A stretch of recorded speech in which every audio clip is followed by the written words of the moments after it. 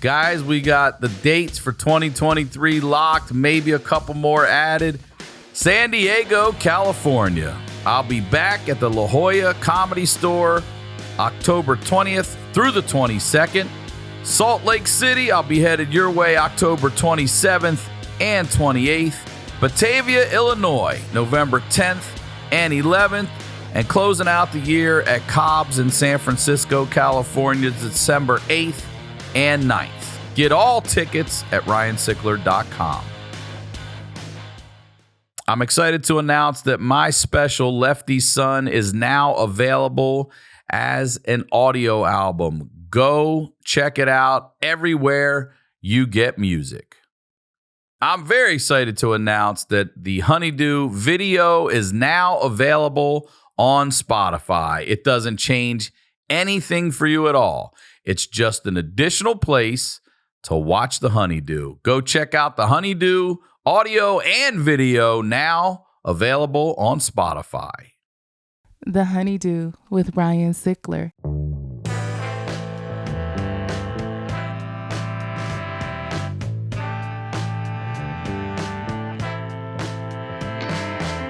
Welcome back to the HoneyDew, y'all. We're over here doing it in the Night Pan Studios. I am Ryan Sickler, ryansickler.com, and Ryan Sickler on all your social media. I want to say thank you. Thank you to everyone who subscribes to this show.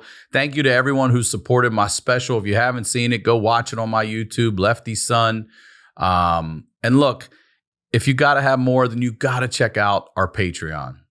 Our Patreon is the HoneyDew with y'all, and y'all have the wildest stories. It never ends. All right. We talked to a dude who had a double lung transplant. We talked to people who've solved cold cases, people who've had 2 pussies, 3 asses. Like we've run the gamut here. Okay. A lot of things going on with y'all out there. And you got to check it out. It's $5 a month. If you or someone you know has one of these wild stories that has to be heard, please submit it to honeydewpodcast@gmail.com. Hopefully we get to do an episode together. If you're looking for a new podcast to listen to, I'm telling you, go listen to my old podcast, The Crab Feast. It's a 7.5-year library, audio only, and it's everyone you know and love in podcasting. They're all there with different great stories. All right. Come see me on tour if I'm in your city when you're around. Let's see. We got Phoenix, Arizona, September 29th and 30th. We're coming to La Jolla, October 20th to the 22nd. I'll be in Salt Lake City, October 27th and 28th. Batavia, Illinois, November 10th, the 11th. And San Francisco, closing out the year, December 8th through the 9th. All tickets are available at ryansickler.com. Now, that's the biz. You guys know what we're doing over here. We're highlighting the lowlights. I always say these stories are the stories behind the storytellers, and I'm very excited to have this guest back on here.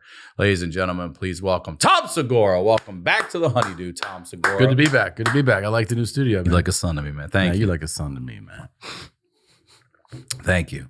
Will you please, I'm looking at the scar on your arm. Let me look at that for a second. That's fucking long, dude. That's longer. And then there's another one. That's not connected all the way? No, that's 2 scars. You should bridge it, bro. Yeah. And then there's another one there. You should definitely do it. Put a little bridge. Right Tiniest little bridge. Like a Key West bridge and I going might on have over there. Another surgery coming up. Why? Because there's still a nerve issue in here. It's in the groove of the bicep.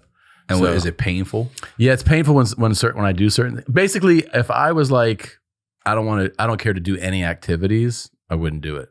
But I'm pretty active and I do a bunch of different things and I get it fired up when I do them. And he was like, how important is it for you to address? I was like, yeah, I would like to do these things without pain. Yeah, without pain. Yeah. I have this whole new thing since the surgery, down my neck, into my shoulder, down my right arm, and down into my right shoulder blade. It's all numbness and pain. And that all originates from the spine.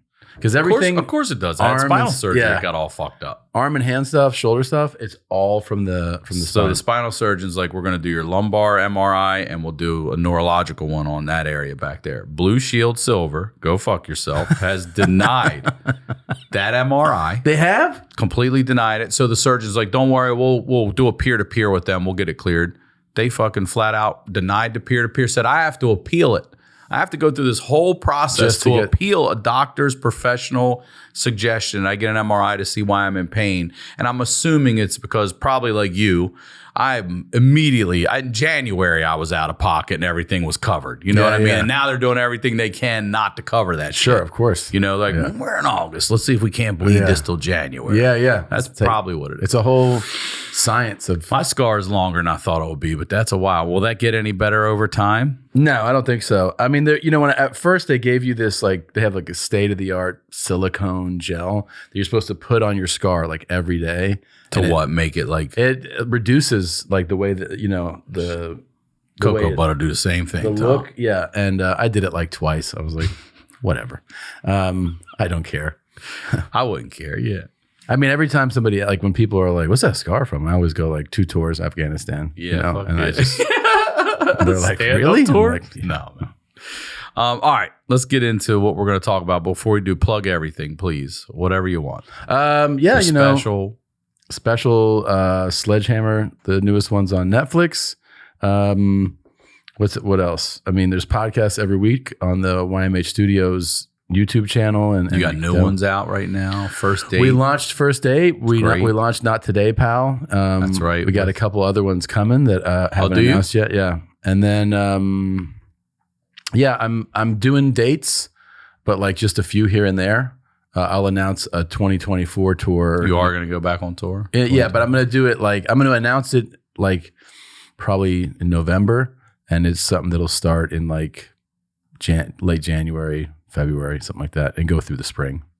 Nothing like the last one though. No? Well, I might tour for a few years on it, but I'm not going to do it as aggressively. Every week? No. Yeah, that's crazy, dude. It's fucking stupid. Well, I want to talk to you because you and I have only talked a little bit about it, but I really do want to talk to you about your dad's passing and what's, where you're at with that now and stuff, because you are gone nonstop. Yeah. And I know like it goes back to, at least for you and I, we were talking about when your dad was sick. I believe at the time he was going to Minnesota. Was there some clinics he was going to see him? Yeah. So the funny thing was, is that like when it started? He was trying to get all the timing right. He was diagnosed in 2018, the week before he retired. Yeah, he worked for 44 years or whatever. And then we had his retirement party. Like he had all these people who came in town that like he knew and family. And then the day after his retirement party was his first chemo treatment. So that was, yeah. But when did he find out he had it? When did they give him the notice? A little bit before the official retirement. And then they're like, you need to get on chemo. And they started chemo the day. So he's like, time to start retirement. And day one was chemo. So that was pretty like, he was like, you're like, because all he was like talking about leading up to retirement was like the things he wants to do. And he's like, can't wait to be retired. I'm going to go spend time with my grandkids, travel. He had this fucking, he would say the same thing to me like in the months leading up. He was like, your mother and I are very excited about this next chapter. And I was like, I was like, what are you going to do? He's like, your mother's never seen Vermont, Maine, the Grand Canyon. And I was like, does she give a fuck about that? And your mom didn't give a fuck about defining things. Like, I was like, I sat next to her at that dinner. She wanted chicken nuggets. Yeah, dude. Yeah. She was, so he goes, what we'll do is we'll just get in the car and we'll just drive. And there's no schedule. So we can just stop somewhere and spend the night at like a Red Roof Inn and then just drive. I go, you're going to put this 70 fucking 4-year-old woman just on road trips? So here's the thing. He was sold on it as like, this is an awesome plan. And then one day he's told me about this like 20 times. I'm like sitting with my mom and he's over here. And I go, are you really like, you're excited about all these road trips? Like you're going to just be on the road driving for months, seeing fucking Vermont? And she was like, what? And he goes, yeah, I'll show you all these places. She was like, I don't want to do this. I go, you never told her the idea? And he's like, well, I just thought. I thought I'd take her hostage. Yeah. That's what he thought. And then she's like, what about the dogs? He's like, we'll find places that could. She goes, I don't want to do a road trip every day Like he was just talking about going out for like 6 months. In a car, Yeah, too, not in a a Winnebago. car. No. Yeah. Just like sit there, sit on the highway, park, sleep, and then he's like, here's Maine. Like, Here's me. she was like, oh, cool. She doesn't give a fuck about that. Char don't give a fuck No about way, me. dude. Seeing any of those places. She's a horrible traveler. By the way, real quick, I have to say this. I couldn't get a picture of her. They wouldn't let it happen or anything. She was very protective. But not the real, let me take it back. The earlier Charo was on my flight. Whatever. Really? Charo, the first one. Not You tried your to take mom. a picture of her? Well, everyone was trying to get a little picture of her. And they're like, no. And I was like, oh, God, please let me get this Charo No picture. But I shit. couldn't get a Charo picture. Recently? Yeah, just like a few months ago. Mm. Yeah, I don't see that happening. I wonder which one will die first. Between the two Charos. I can't believe they're both still around. Weigh in, everybody. Who's dying first? The Charo first or Charo or Charo? Yeah. I bet you the other Charo would have loved that dinner you fucking took us to. Your mother hated that Just shit. to give people some I like Chick-fil-A. we took her to a Michelin 3-star. This is the type of restaurant where if you're following the Michelin guide, they're saying it's worth it to take a trip. If you're taking to a this road trip place. with your dad, Yeah. it's worth it to Oh, veer off on the there's- way to Maine. They're saying it's worth to make a trip just to eat here. Yeah, Just to eat here. Yes. And it was like, I mean, it was an experience, right? It was an experience. Sick. And everything she would just like take this. She goes, eat this. And like knock it onto your plate. And you're like, the fuck? No, she wouldn't do that. I would eat my plate and clean it. Then she would take my plate, put it in front of her, slide hers eat over, that, and make me look like a and She then did- literally say to me, the least you could do is eat your food. My son is paying a lot of money for this. She would say as they were Psycho. taking my food. I'm like, you piece of shit. Yeah, psycho. She's done that shit to me so many times where like she goes, thank you so much. And then she just knocks it onto my plate. What do you do? She's like, eat it. I'm like, you eat it. Yeah. Yeah, no, she wants fries, French fries, chicken fingers. She's like a toddler. Yeah. And then she eats Starburst. Sometimes Just you eats them. Yeah, if you go by in her bed and then like on the nightstand, you find like 16 Starburst wrappers. You're like, the fuck did you ate those before bed? Yeah, she's like, I can't stop. I can't stop. Yeah, and then she eats bread, panettone, which is like that sweet Italian bread, or toast with jam. And woman she's weighs this fucking big. She weighs, I know. 115, I think. Hasn't gained weight since she got married 7 years That's ago. crazy. It's really and then doesn't exercise, doesn't take care of herself, doesn't eat anything like Nutritious. at all. And then she'll be like, I'm tired. I'm like, yeah. I go, maybe try going for a walk. And she's like, I'll show you this year how I'm going to turn things around. I'm like, okay. Turn them around. Yeah. She's in dire straits over there. It's like always the same. Yeah. So your dad's just goal was to just kind of chill then and just Yeah, he was so drive. excited. He was so excited about it. There was the retirement party. Did you ever talk to him about that? Like fucking, you work your whole life. Yeah. And then, I mean, because the party, the retirement, we have a set date. We already know when that's happening. And then he gets the news before that. It was because the retire. I remember it was November of 2018. Is this in Florida?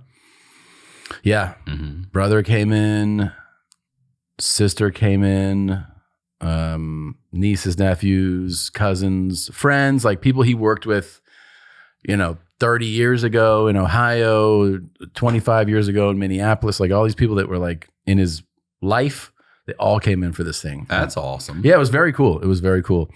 And then, then he starts chemo, but I had like pretty high hopes for the treatment. They said that like what was his diagnosis? multiple myeloma. And what is that? I mean, It's a blood cancer. so but is it curable for some people? Is It's that why not- you had high hopes? No, it's not actually curable. And it also it's not what kills you. You don't die from multiple myeloma. You die from like others, Like what it causes your body. yeah, to do, you end the up way it having a shuts you heart down. attack or, you get the flu, but like you don't actually die from multiple myeloma. So the big thing though that they try to get people to do with multiple myeloma is get a bone marrow transplant. And so like, one of the best places to do this is the Mayo Clinic in Rochester, Minnesota. It's one of the world's leading medical facilities. His brother was like a doctor there for 30 years or something. Also, what is he the same brother that invented the Segura thing? The Segura basket, yeah. That's yeah. crazy. When you told me that, I was like, stop. Yeah. It does sound. It sounds made up. I know.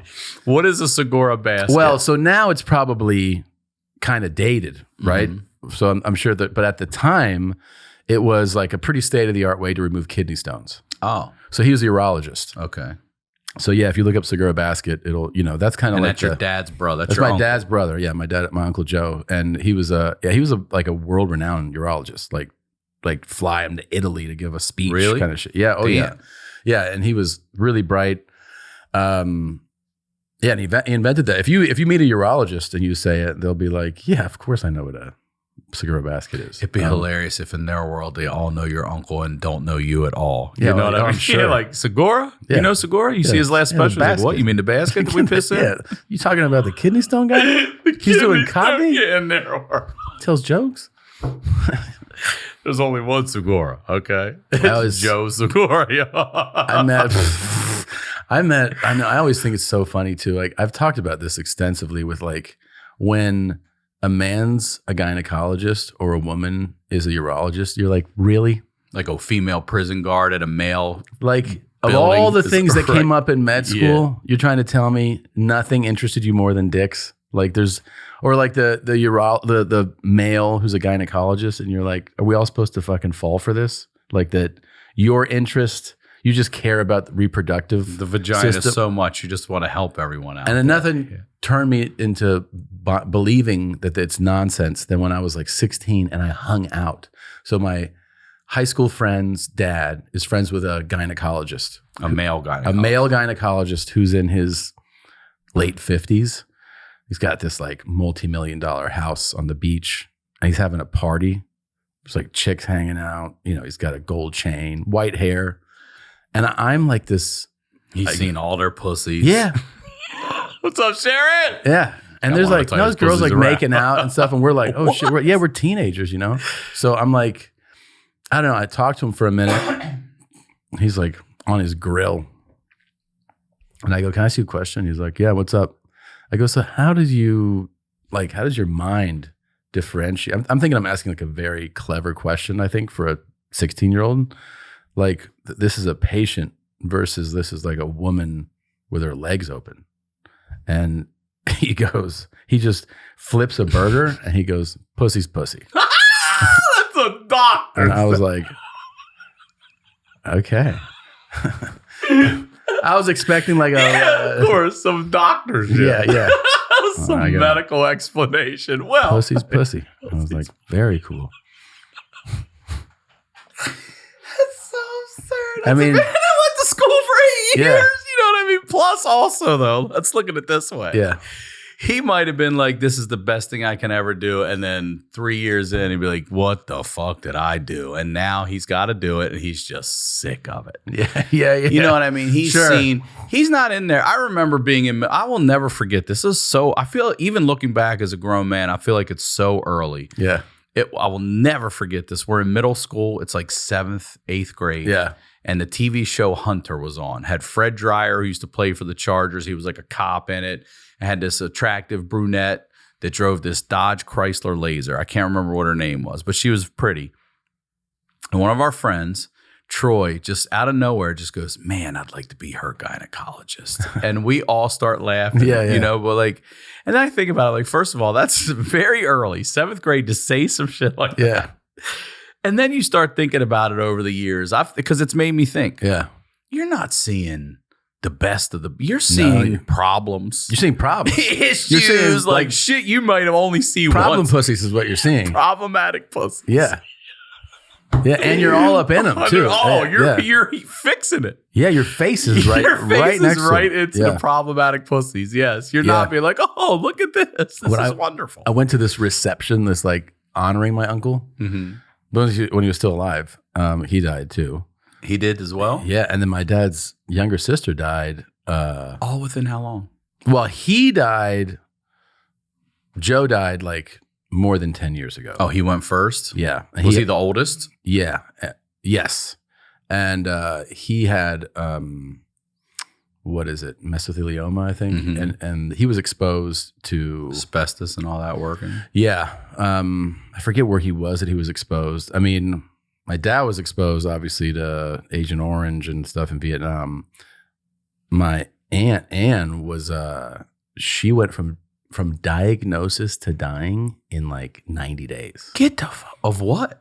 She had a form of leukemia. She was just like, I feel tired. Like she went on a walk. I feel tired every day. Yeah. She's like, I feel like really tired. And they just ran a bunch of tests and they're like, you have stage 4. Like this is, take her in. And it's during COVID. So like family can't, they start like keeping people. Yeah. Dies like in what a do you couple do? months. You get 90 days. Do you just not take the chemo and live it out? Or do you try to go get the chemo and extend it a little longer? Knowing what I know now and see Yeah. what I've seen, Yes. I'd probably just go home. And just let it Yeah. take If I was that far along. Yeah. Stage 4, I mean. Yeah, it's bad. 90 days. What are we going to get out of that? Even if we do chemo, another 2 months of not Horrible quality at all. Yeah, no. Dude, but I have to tell you this, that I'm at this reception. I'm like, Yeah. Pussy's Yeah. the last thing. that's when I was He's 16. flipping. Right. Now I'm 24 Mhm. and I'm at this thing for my uncle and there's all these urologists and like my family's there. And then they go, and I have that thought about when an opposite gender, their specialty is the genitals of the other. And they go, this is Dr. So-and-so, this woman. And I go, oh yeah, what's your specialty? She's like, oh, I'm a urologist. And I go, so you like dicks? And my cousin goes, Tommy, like that. And my dad's over here and he was like, shakes his head. He's like, don't do that. And I go, I'm sorry. So the lady kind of laughs and she's like, I go, okay. I love him. I go, I love them.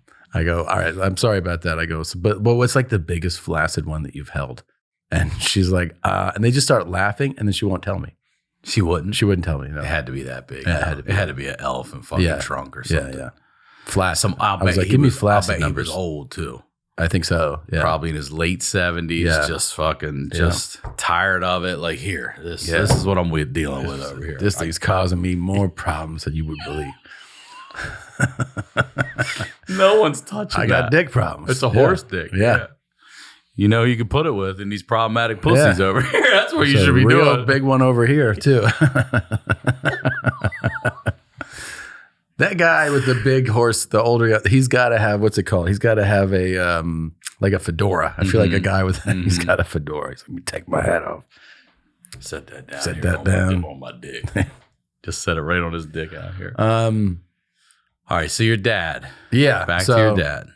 So he starts chemo day after the big part. And then the big thing is like, they're in Florida. He's got all these ties to the Mayo Clinic. His brother, my uncle's daughter, also a doctor at the Mayo Clinic.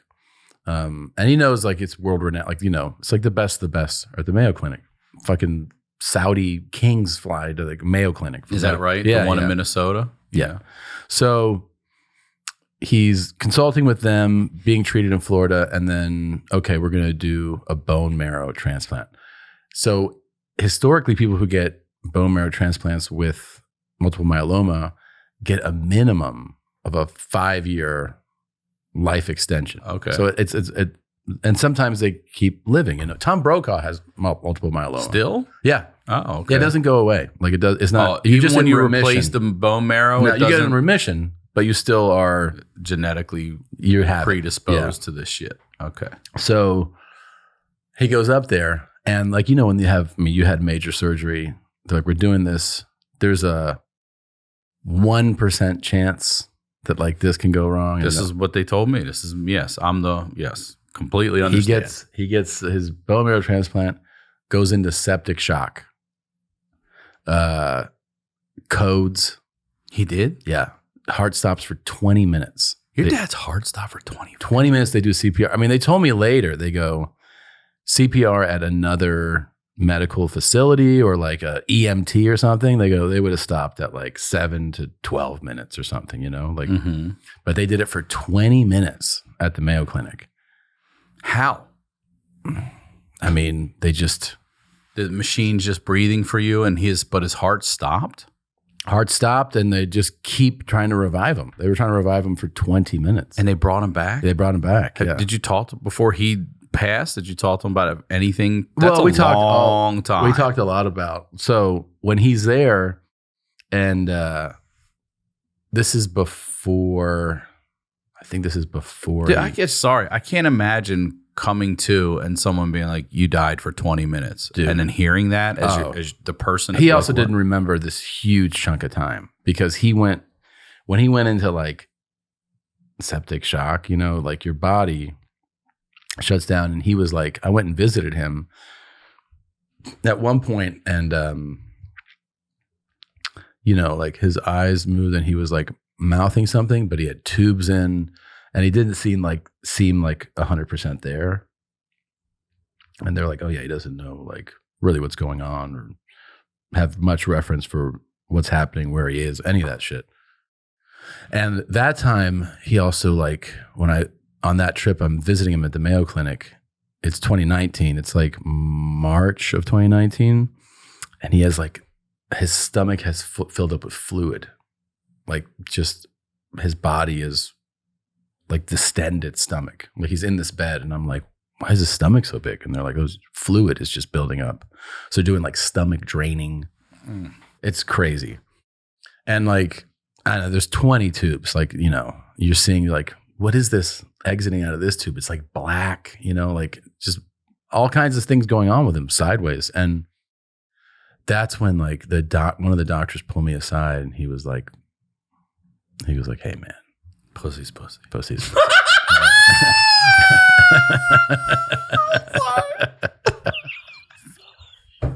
And I was like, you're the second doctor that said that.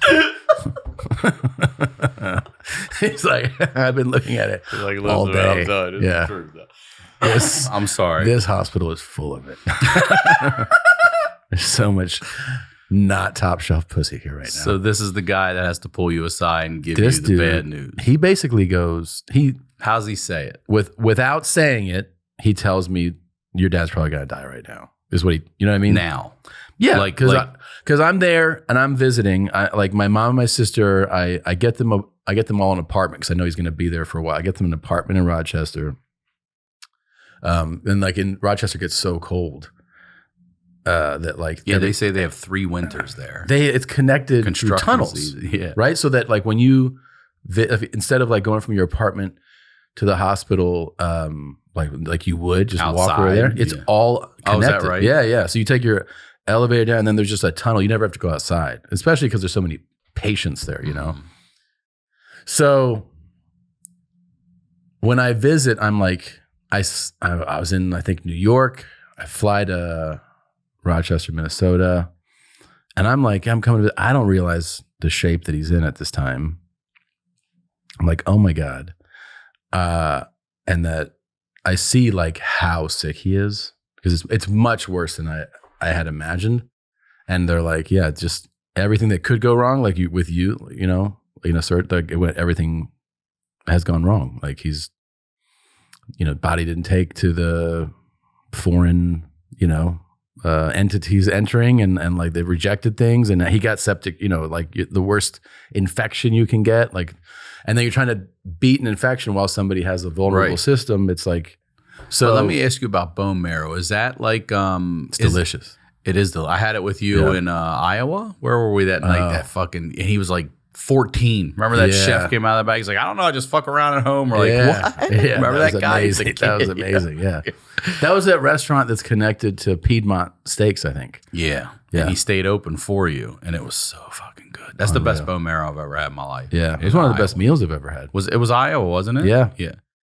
Wait, is it Iowa or was it Nebraska? Wasn't it Lincoln? No, because I feel like, I can't remember, because I feel like Lincoln was really bad weather that night, and it was a fire in LA, and we did Lincoln and got right the hell on the plane and got out of there. I don't know. All right. You know how it is. It's so many of them in a row. I can't remember. But But I wanted to ask you, bone marrow, do you have to be a match or anything like that? Or is it just, Good question. Is it like blood where you just have to have that type or whatever? I don't remember. All right. I honestly don't remember. I used to know this, and I'm it's just like curious how extensive that is. I used to know this, and it definitely has left my mind now. I don't remember. The Farmer's Dog was founded by two dog lovers who decided to reimagine pet food from the ground up. In the 5 years since they delivered their first meal, the response has been incredible. The Farmer's Dog aspires to grow into the world's leading pet health and wellness brand, and they can't do that without dog lovers like you.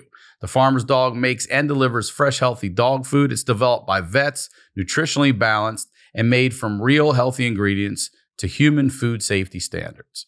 It's the best option for dogs at all life stages because it's not kibble, it's not canned goods, it's just real healthy food. Traditional dry and wet dog food options are highly processed. They can use much lower quality ingredients than they claim to, and they're extremely difficult to portion accurately. Look, Princess Lily Rose loves it. Let me show you what else I like about them. Farmer's Dog's the bomb. Look, they tailor everything. This says Princess Lily Rose's chicken recipe, all right? And it's on every one of her meals. This says Princess Lily Rose's feeding guide. Everything's spelled properly. I can't get my vet to get her name right, all right? So here's the deal. Get 50% off your first box of fresh, healthy food at thefarmersdog.com/honeydew. Plus, you get free shipping. Just go to farmersdog.com/honeydew to get 50% off. That's farmersdog.com/honeydew. Y'all, it's time to talk about your kitchen. We all know you've been making egg sandwiches in a torn up witch's cauldron you call a pan since college. Today's sponsor, HexClad, has revolutionized the cookware industry with a hybrid pan that gives you all the convenience and cleanup of non-stick, the versatility of your grandma's cast iron, and they're so durable, they literally last a lifetime. We're serious. They have a lifetime warranty just in case you find a way to destroy them. HexClad's patented laser-etched hexagonal steel ridges boost your searing power, while the non-stick valleys contain its high-grade non-toxic coating and are infused with diamond dust for extra toughness. HexClad truly checks every single box when it comes to picking your cookware. They are metal utensil safe, they're dishwasher safe, and oven safe up to 500 degrees. They are non-toxic, induction ready, and even have a stay cool handle so you can saute with ease. Here's the other thing. I just got mine. I already seasoned them, washed them with a soap and water, put some olive oil in them for a few minutes. You cook on low medium heat on these. You don't need high heat on these pans. They heat evenly. They distribute the heat evenly. And you can also put them in the oven too, up to 500 degrees. And I know that. They didn't say it. I know it because I read the instructions. It's time to stop ordering delivery food and start cooking like a big boy with HexClad. Real cuisine isn't made in the microwave. It's cooked in a HexClad. For a limited time only, my listeners get 10% off your order with my exclusive link. Just go to hexclad.com/honeydew, support the show, and check them out at hexclad.com/honeydew. Bon appetit. Let's eat with HexClad's revolutionary cookware. There's no quick fix for anxiety and depression, all right? It's not finding a new therapist. It's not starting a new exercise routine. It's not more and regular meditation or a better diet. Sometimes you need something to unlock your brain, a new way of thinking about and seeing the world, and maybe that thing is guided ketamine therapy from Mindbloom. There's a new tool to improve your mental health. It's at-home ketamine therapy. Mindbloom is the leader in at-home ketamine therapy, having safely helped thousands of people overcome their anxiety and depression. Unlike traditional talk therapy, ketamine works quickly and doesn't have the unpleasant side effects of traditional antidepressants. In a study of over 1,200 Mindbloom clients, 89% reported improvements in their anxiety and depression after only 2 sessions. Right now, Mindbloom is offering my listeners $100 off your first 6-session program when you sign up at mindbloom.com/honeydew and use promo code honeydew. Take the first step and break free from your anxiety and your depression with Mindbloom. Mindbloom.com/honeydew and use promo code honeydew. Now, let's get back to the do. Okay, so everything's gone wrong. Yeah, and that doctor, he goes. He did what your dad did when you said, "Do you like this?" He just went.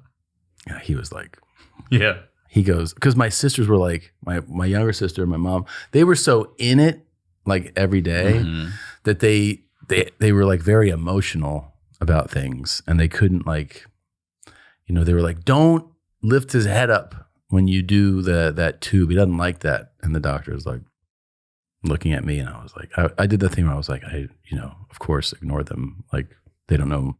They think they're telling you something. He's like, yeah, we have to move his head. I go, no, I know. Like, just do it and don't tell them. And, you know, because they were like, no, like, we know. And I was like, they don't know. So then I was like, so what are you going to do next? And he was like, well, he started to go like, kind of like nod, like, I could talk to you, right?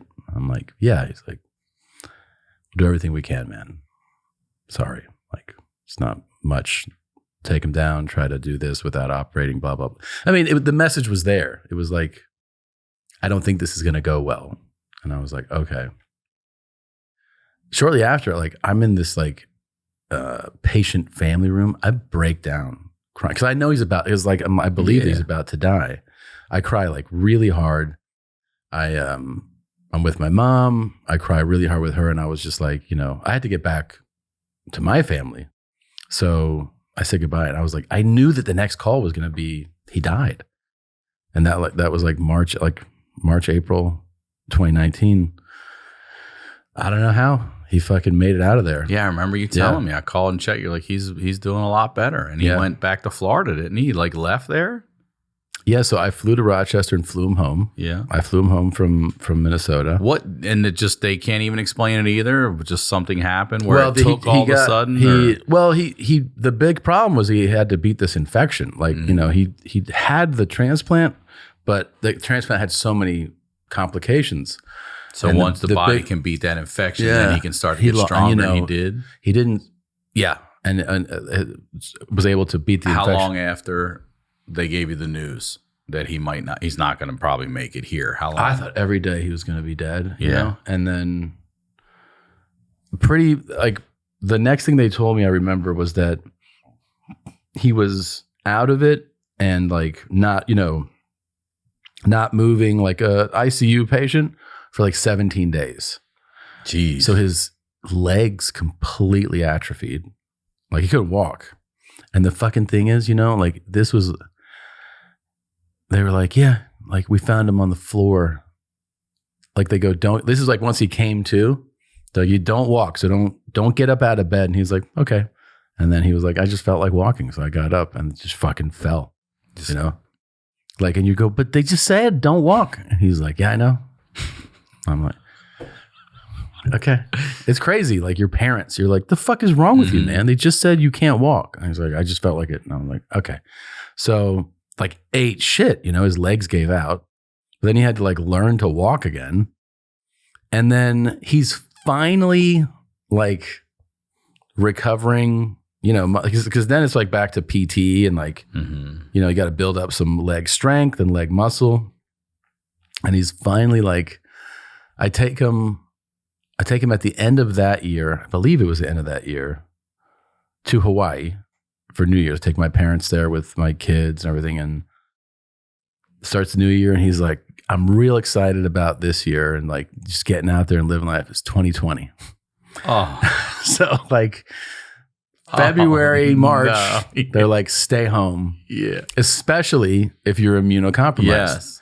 So he spent the majority of the life he had left just like inside with your mom. Just the worst punishment. Being inside with my mother. Like he could have just gotten that car and drove anyway. He should have just drove into the ocean. Would have been better. Just Thelma Louise. Jesus. Can you imagine what a punishment that was to spend? That's how you went out. That's terrible. Yeah. That's terrible. He finally, towards the end of his life, he used to never say this stuff. He's like, at the end of his life, he's like, your mom's being a real bitch today. It took him that long. He finally like, I'm about to be out of here. Yeah. I was like, you just figured that out?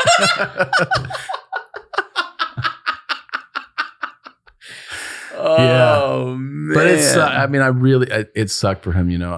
That does suck. You're going to retire and you're going to live. Okay, you're going to live this life. All right, well, now that's abbreviated. All right. Okay, it's abbreviated. Yeah. But got at least the next couple years here. I made a recovery. Like, you do, but you don't. You're just going to be stuck inside the whole time. Like, what? I remember one of the last things, people ask, like, my only regret I want to ask is that I didn't see the end coming. Like, I knew that he was not in remission anymore. Obviously, it didn't last the 5 years. It only lasted a couple of years.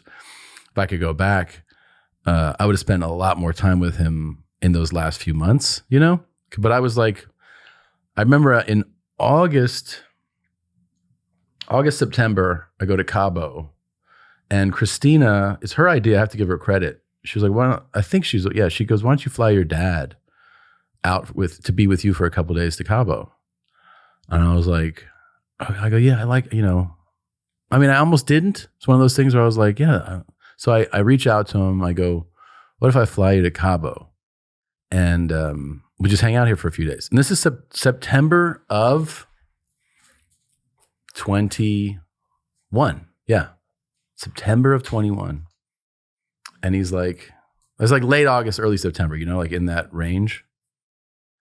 He's like, "Yeah, it's, my mom, she's like, I don't know, it's complicated. He's not that comfortable. He has to get," I go, "I'll charter a flight. Like I'll send a plane to fly you from, like basically you just drive down the street. It flies you to Cabo. Yeah. And then we hang out for a few days and then it'll fly you home." And he's like, "Really?" I go, "Yeah." So I do that. He gets there.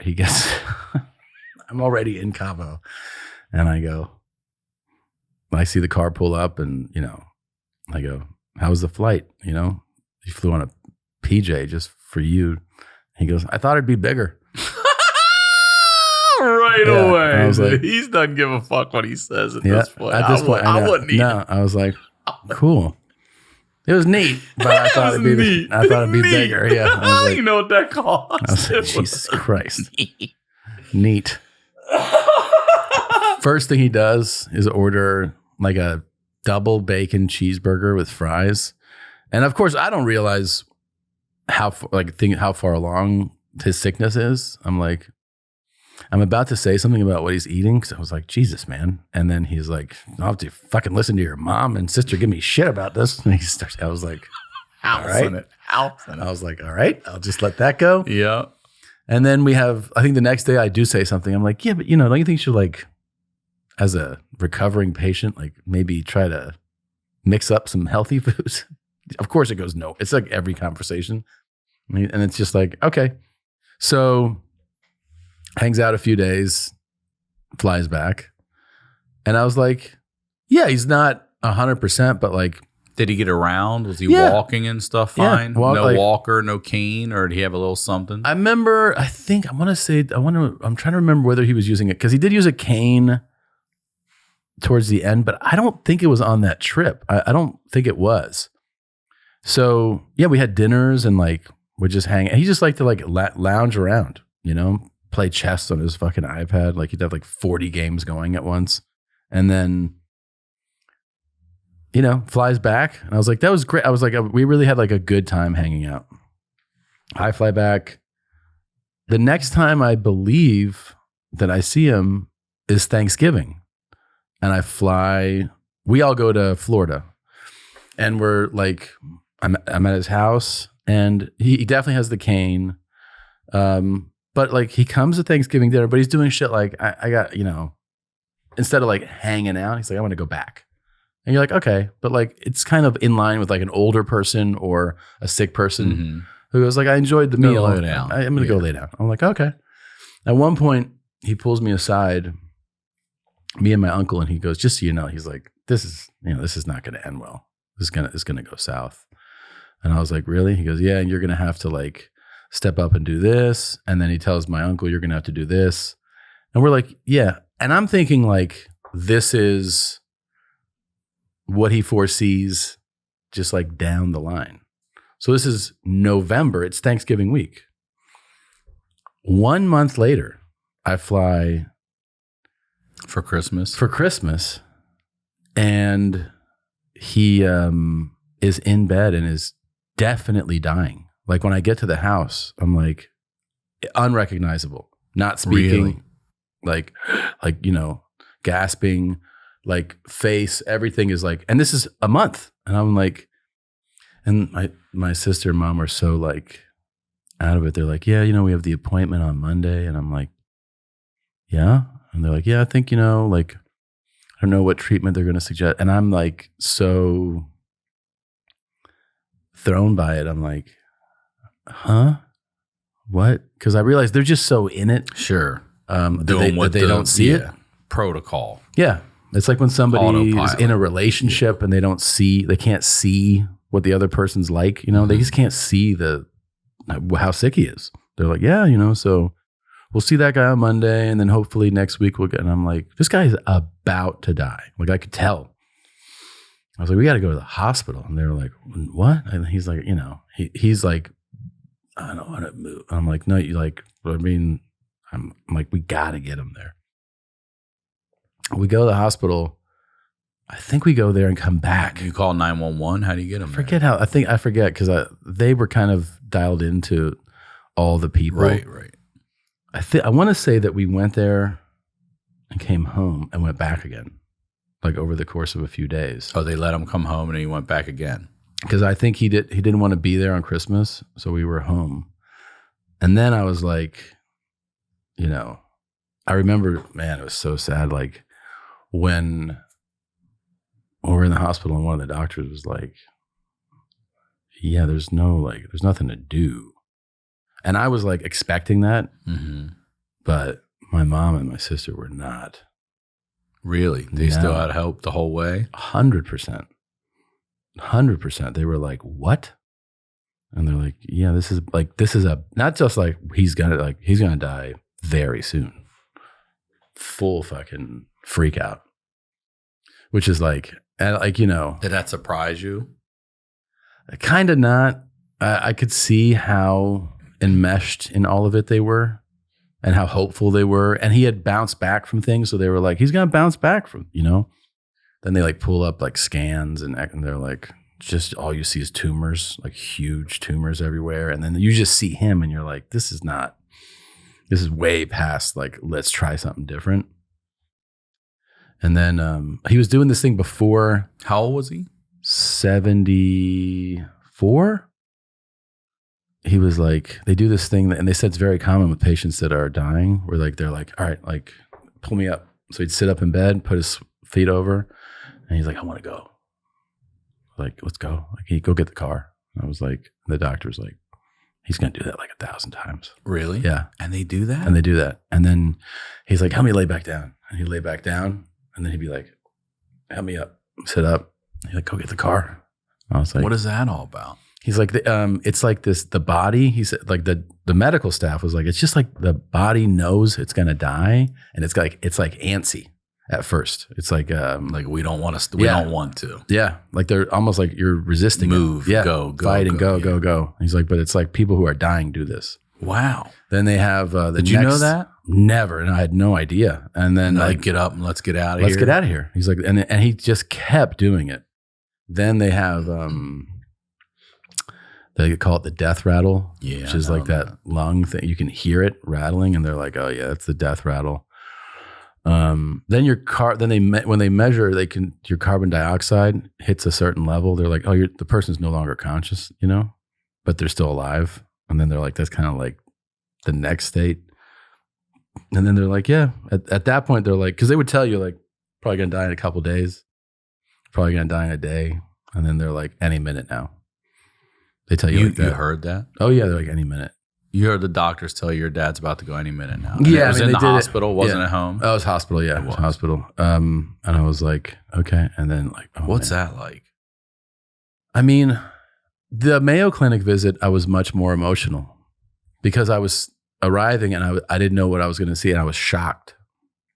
Even though I was shocked to see him when I visited for Christmas, I knew that at this point this was a sick person who was no longer in remission, who was deteriorating.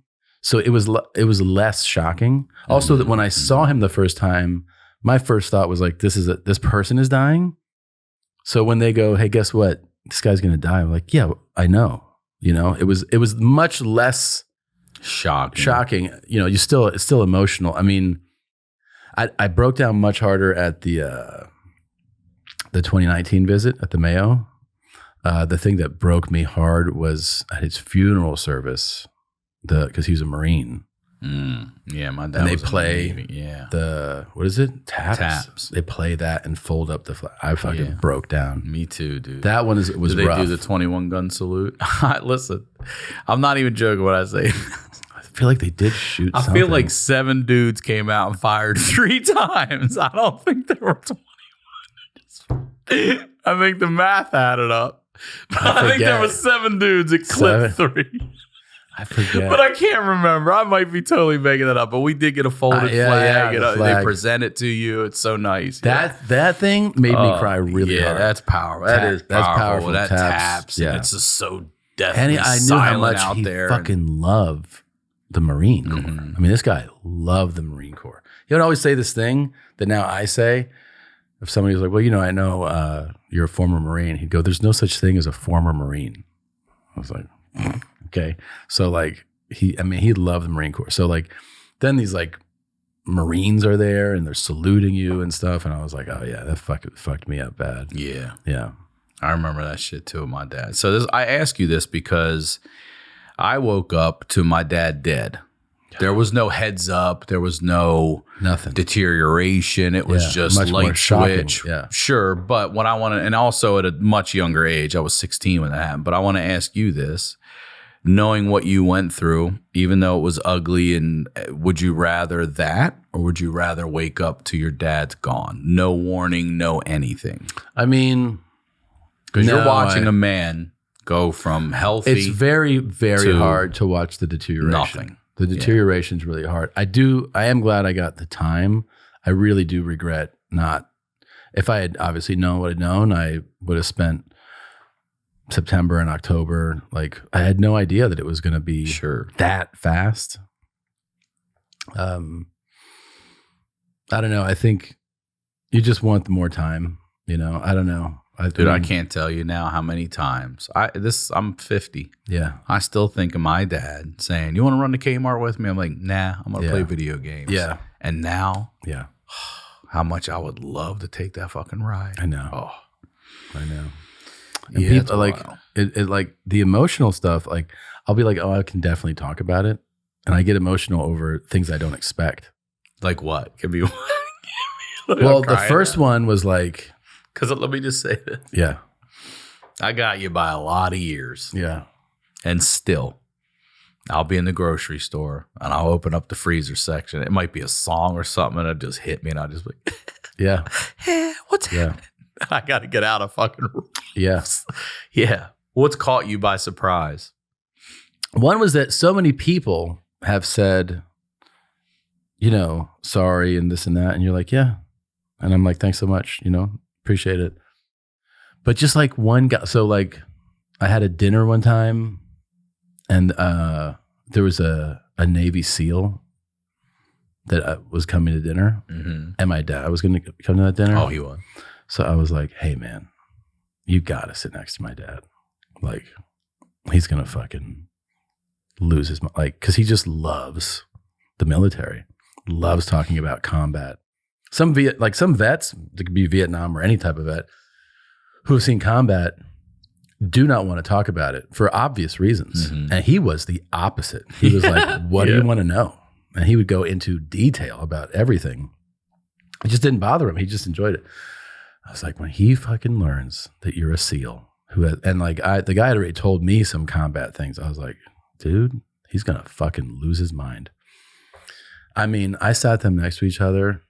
My dad almost didn't eat because his whole time he was like, I just watch him like, neck's fucking hurt. I mean, I see him just ear to ear. That's great. That's great. So like, but I saw that SEAL like 9 months later, and I'm not thinking anything of it. And all he said was like, I was really sorry to hear about your dad. Man, I fucking broke because it was him. Yeah. And it just got you. Yeah. Yeah. It's crazy what'll get you. I'll tell you one that gets me. And I don't know if you've had this yet because I have pictures of my dad everywhere. Yeah. And my daughter, I guess Stella was probably, it's going to be hard to talk about. She was young, maybe 3. Yeah. 4 tops. And I explained to her, like, when I grew up, I didn't have grandfathers either. One was my mom's dad was already dead, and our grandfather died. We were born in 73, March. He died in November of 73. So, never, didn't know him. And my daughter doesn't know my dad. So there's pictures of him. And I just tell her stories all the time. And then one night she grabs his picture and she just starts crying. I go, why are you upset? And she's like, I miss my grandfather. And I was like, let me tell you, that's not even a scenario you can fathom in your mind. But your kid's going to miss this person. I started crying. I was like, I do too. You know? And then it was just a cry fest the whole time, dude. I'll forget that he's dead in certain situations. Like what? Well, like, because there's a couple of things we both talked about incessantly. Because what was his actual date of death? When did he pass? 29th of December. 2022? 21. Yeah. So coming up on 2 years. And you still feel some habitual things like you forget? Well, what happens is like there's the things that we would always like talk, like, you know, we talked almost every day. We had a really good relationship with him. But like certain things we would just talk more about. And it's like, you know, stupid the way college football. We were both, man, he got me into it. And like the way he would like, dude, a game is on. And like, you know, interception taken back for like, I'm watching the game and he's watching it. He'll go, did you see that interception? I go, yeah. He goes, yeah, it was such a bad pass. And I go, yeah. And then he just hang up the phone. And I was like, you wouldn't say anything. You just hang up. And you go, all right. Like that, and hang up. And I was like, but these calls would happen throughout a game. Yeah. And he would always say, did you see that for the game that like he knows? I'm like, yeah, of course I fucking saw. I'm watching the game, dude. So, but sometimes I would call him. I'm like, you got to put on this other game. And so sometimes I'll be watching. I'm like, oh, I got to like, I'll forget. I'm like, oh, like I'll forget in that moment. The other big thing that we had like a huge affection with, and it's of course the way the universe works. It's crazy. So my dad loved cars. He's just like an enthusiast. And it was always like articles, you know, do you see like what they came out with for this? Like it was just something that we would always talk about, cars. And so, and I loved cars, you know, and I still do. And my youngest is the most obsessed child I've ever seen. Like I remember loving cars and his love of cars is really 50 times what mine is. I mean, he can identify 40 manufacturers from their logos. Stella can do that. It's really crazy. She really can. And she's not into cars, but her brother is. And she'll be like, bro, Datsun, Toyota, everything. Subaru, Hyundai. I'm like, damn. Everything. And then he likes to start the cars. And he's like, does it have a clutch? And then he like can do it with a clutch. He knows about the clutch? Yeah, dude. And then wow. like everything, every car we see, he goes, is that a manual? I'm like, no, it's a fucking Corolla. And he's like, not a manual? I'm like, no. So every car. And so he, but so my dad and I, dude, the other day, I don't know what it was. I didn't even tell him, but like we were with Ellis and there's something like Henry Ford, fucking Christina was like, yeah, he made cars, you know? And she just goes, you can do anything. And that's it. Like you can do anything. I started thinking about Henry Ford. I started thinking about cars. And I started thinking about my dad. And I got to like put sunglasses on. It just all, it just all, you know what I mean? It wasn't really. Yeah, dude. Yeah. I remember that, you know, what's funny is that my dad was a financial advisor and he was always like pretty conservative, like would encourage to be financially conservative, live below your means. You know, he would tell me like, you shouldn't go to Starbucks so much, you know, that adds up. And I was like, oh, okay. And then one day I'm like starting to do well. And he's like, you know what you should get? And I go, what? He goes, a plane. I'm like, a fucking plane? Yeah. A plane out of nowhere. Yeah. And he's like, a lot of the PGA guys have one. I'm like, the fuck are you talking about, man? And he's like, oh, you travel a lot. And I'm like, own a plane? And he's like, you should have your guys look into it. I go, I can't believe I'm fucking talking to you right now. A couple years later, you know, it was always car, right? We're talking about cars. I go, I'm really excited. I ordered a car. He's like, what are you getting? And I go, I'm getting a Porsche. And he goes, you haven't thought about a Ferrari? And I'm like, what? I go, no, I want this GT4. And he was like, oh. He's like, you should really look at Ferraris. I'm like, I think you want. And that was the truth, is that he wanted that. But, Hell yeah, he did. yeah. I can't. The funny thing is, it sounds so crazy.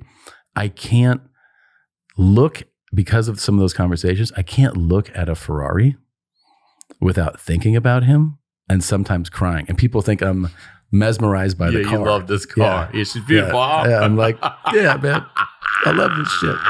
And I'm just thinking about him. Yeah. Yeah. How do you keep them alive around the home and stuff? Do you tell your kids stories? We tell stories. You have pictures up and all that? Your mom obviously visits, so you still have that presence with him and stuff. I think we should do it more. I mean, everybody like, I like telling, like, the kids, the boys just love shit stories. So they're like, tell a poop story. And I'm like, who was really good at that? Your grandfather. And I'll tell them, like, when he shit his pants at the airport or on vacation, and they laugh hysterically. And they're like, does Grandpa have more poop stories? Yeah. Like, yes, he does. So it sounds terrible, but that's one of the the lanes of stories we tell about him. Who cares? That's keeping them alive. I saw him save a drowning girl. I think I've told you that before. You did? Yeah. How? I don't know if I remember that. I went on a trip with him when I was, I think it was 6 or 7. We were living in Ohio. We fly down to Orlando, and I still remember that. You ever go on a water slide where the pressure of water when you hit the water is... Talking about the Der Stuka? It's so intense. Yeah, you get the wedgie and they tell you to cross your arms and tuck your chin. But you hit the water. I'm saying when you enter the water, what is behind you coming on top of you is really strong. Yes. So it actually like a pushes tidal wave pushing you down. Yeah. I mean, I went on one recently where I was like, holy shit. Like 44. Where is that? This was in Texas on a water slide where I was like, man, like I'm talking about the entrance into the water where you're like gasping because it pushes you down. Well, this was like not at a water park. This was like at a hotel. But I still remember that when you hit the water, that it was like a struggle to, like, it pushed you really hard down. I was on the swim team when I was a young kid. So like I was a pretty proficient swimmer even at that age, but I remember being kind of scared. Like I remember vividly being like, oh my God. Like when you ever get caught in a wave and it tumbles you and you really feel like I'm never coming up. Yes. Yeah. Recently that happened to me. Yes. Yes. It is terrifying. It recently did happen to me. I was at fucking you up. I was getting in the Pacific and it was just throwing me around and I was like, I'm going to die. Yeah. It's so scary. It's really the scariest. Your fucking pants are all down. I've been cut all over my chest. Like it's just fucking. And people on the beach are like, you down there. Yeah, like what the fuck? They look at you and they're like, y'all didn't see that wave right there? God damn. They're like, why are you the only guy in there? Yeah, that's what they're. Nobody else is swimming, you idiot. I remember my cousin was like, oh, this Pacific's not as strong as the Atlantic. I'm like, it's way stronger. So not even close. You know how the Pacific, when a wave crashes, you dive at the break so you can go under it and through it. Well, we were doing that all day, so long. The waves were so big and so powerful, it fucked our ears up. Sure. It gave us massive headaches. And he's like, all right, this is way stronger out here. I was like, this is where everybody fucking surfs and everything. Yeah, so, of course it is. Not close. Not even close. Well, I remember that pool. And the reason I make that distinction is because I remember the fear that I felt coming off that slide. And then a little while later, my dad was like looking into that pool and just sees that there's somebody at the bottom of the pool. At the bottom? Oh, they're just down there. They're just down there. It was a girl who had come off that slide, got pushed down by that water and was just at the bottom of the pool. He goes down, pulls her up, puts her on the side, and then everybody starts surrounding her. They start doing CPR, and then she survived. She lived. Hell yeah. Yeah. That's great. But that was cool. And then we watched Predator. Last question. What's that? We watched Predator in the hotel. You remember it? Yeah. Yeah. Attached in your brain. And then I was like, this is wild. He's like, don't tell your mother. I'll let you see this. I was like, okay. Oh, that. Okay. Yeah. last question, and we're going to get out of here. I want to know this. I think about this one actually a lot. You got 24 hours with your dad. What do you do? How do you spend it? Good question, man. I mean, there's definitely a lot of food involved because he loved to eat, you know. I think about, like, I remember a lot of his favorite, like, he loved pancakes. So I would take that dude for pancakes for sure to start his day.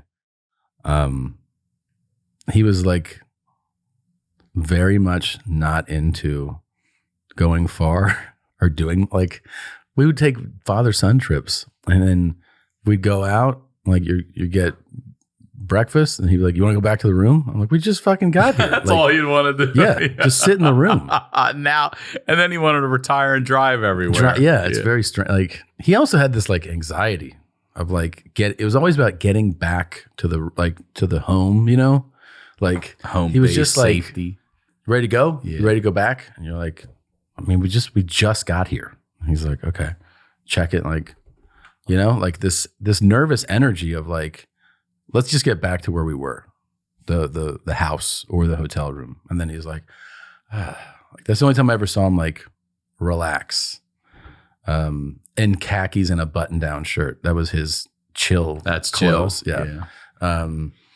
But I think it would be that. I mean, it would probably honestly would be like watch a college football game with him. That would be super live fun. or on TV and talk, or Definitely on TV. Yeah. I mean, yeah, he would be. I mean, I remember going to games with him. It was the worst. It's like the third quarter. He's like, "You want to go?" So we can beat them. He wants to leave the game. Like, I'm like, no, I "Man, don't. it's a good game." He's like, "I know, but there's cars Back to the I'm room, like, beat the traffic. nah, definitely on a couch. Yeah. Yeah, just give him, like, his favorite treats. Just see him enjoy the food he liked. Hang out. Honestly, watch a game with him would be, like, I think the best. Did he get to meet both of your kids? Yes. He did get to meet them Yes. both. He was obsessed. Yeah. He was obsessed. He had this picture on his phone of Ellis when he was, like, 6 months old. He's smiling. And over time, my mom was like, "Why don't you change the picture?" He's like, "I can't change this picture." And he would always show me. He's like, "You see it?" I go, "Yeah, I remember." He's like, "I got it still." I'm like, you can change it. He's like, "I would never change it." I'm like, "Okay." But yeah, he loved being a granddad. There was only two, right? Well, then Maria had two. Oh, she has? She has two. Okay. She has two. So he had four. And he total. got to meet all four kids? He did. Oh, that's Yeah. good. Yeah. That's good. I got to be with all four. Definitely love being a granddad. I mean, that's kind of like what he wanted to do in retirement, was like go between our houses and spend time with his grandkids. Yeah. It would have been, the 24 hours would definitely, yeah, I would eat it up for sure. Yeah. Get him a Ferrari. Yeah, that's a good one. You could let him drive a Ferrari. I'd be like, I rented it. Don't fucking crash this yeah. motherfucker. Insurance is a fortune.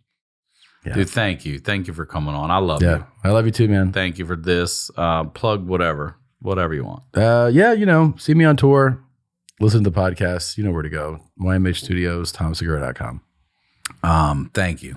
Yeah. Thank you very much. Anytime. Thank you all as well. As always, Ryan Sickler on all social media, RyanSickler.com. Come see me on tour. All tickets at RyanSickler.com. We'll talk to y'all next week.